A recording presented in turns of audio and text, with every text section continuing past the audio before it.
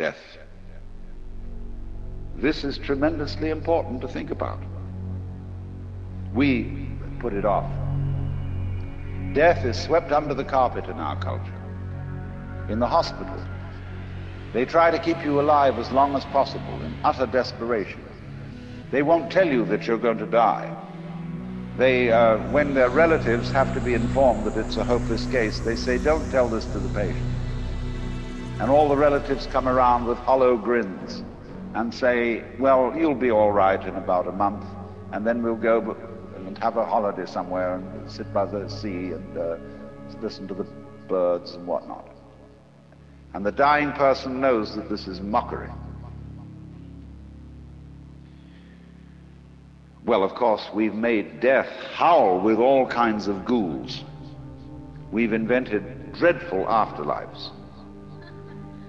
I mean, the Christian version of heaven is as abominable as the Christian version of hell. I mean, nobody wants to be in church forever. Children are absolutely horrified when they hear these hymns which say, prostrate before thy throne to lie and gaze on thee. They can't imagine what this imagery means. I mean, in a very subtle theological way, I could wangle that statement around to make it extremely profound. I mean, to be prostrate at once and to gaze on the other hand, see, is a coincidentia oppositorum, a coincidence of opposites, which is very, very, very deep. But to a child, it is a crick in the neck. And that's the sort of imagery we're brought up with. So the idea of what might happen after death, well, you're going to be faced with your judge, the one who knows all about you. This is Big Papa, who knows you were a naughty boy and a very naughty girl, especially girl, from the beginning of things. He's going to look right through to the core of your inauthentic existence. And what kind of heebie-jeebies may come up. Or you may believe in reincarnation, and you think that your next life will be the rewards and the punishments for what you've done in this life. And you know you got away with murder in this life. And the most awful things are going to happen next time around. So you look upon death as a catastrophe. Then there are other people who say, well, when you're dead, you're dead. Just nothing going to happen at all. So what you got to worry about? Well, we don't quite like that idea, because it spooks us. You know, what's it be like to die? To go to sleep and never, never, never wake up? Well, a lot of things it's not going to be like. It's not going to be like being buried alive. It's not going to be like being in the darkness forever. I tell you what, it's going to be like as if you never had existed at all. Not only you, but everything else as well. That just there was never anything, and there's no one to regret it. And there's no problem. Well, think about that for a while. It's kind of a weird feeling you get when you really think about that. You really imagine it. Just to stop altogether.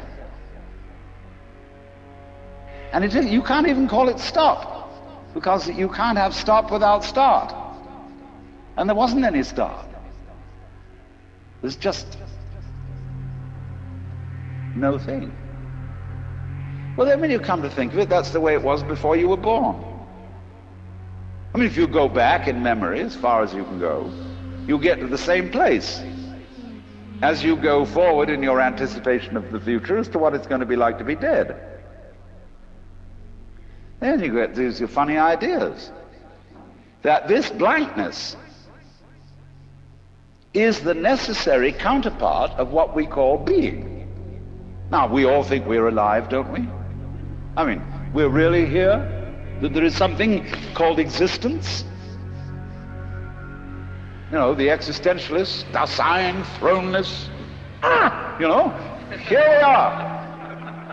But how could you be experiencing that as a reality unless you had once been dead? What gives us any ghost of a notion that we're here, except by contrast with the fact that we once weren't? And later on won't we? But this thing is a cycle, like positive and negative poles in electricity. So this then is the value of the symbolism of she is black.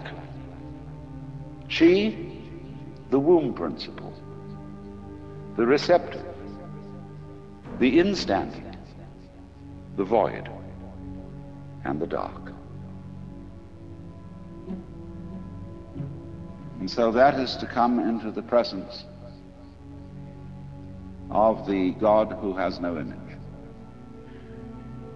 Behind the Father image, behind the Mother image, behind the image of light inaccessible, and behind the image of profound and abysmal darkness,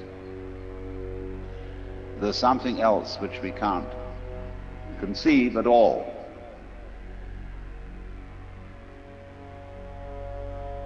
Dionysius the Areopagite called it the luminous darkness. Nagarjuna called it shunyata, the void. Shankara called it Brahman,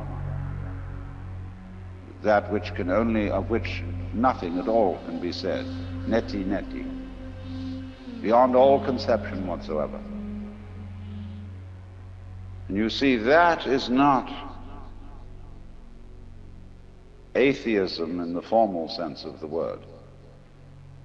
This is a profoundly religious attitude, because what it corresponds to practically is an attitude to life of total trust, of letting go. When we form images of God, they are all really exhibitions of our lack of faith, something to hold on to, something to grasp. How firm a foundation, what lies underneath us, the rock of ages or whatever, ein feste Burg. But when we don't grasp, we have the attitude of faith. If you let go of all the idols, you will of course discover that what this unknown is, which is the foundation of the universe, is precisely you. It's not the you think you are. No, it's not your opinion of yourself. It's not your idea or image of yourself. It's not the chronic sense of muscular strain, which we usually call I. You can't grasp it. Of course not. Why would you need to? Supposing you could, what would you do with it? And who would do what with it? You can never get at it.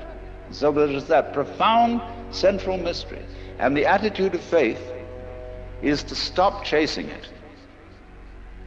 Stop grabbing it. Because if that happens, the most amazing things follow.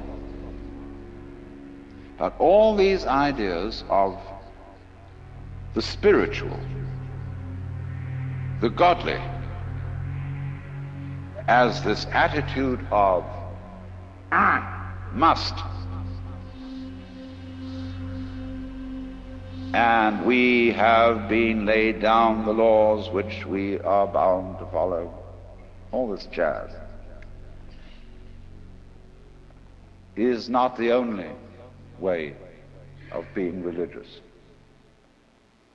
and of relating to the ineffable mystery that underlies ourselves and the world.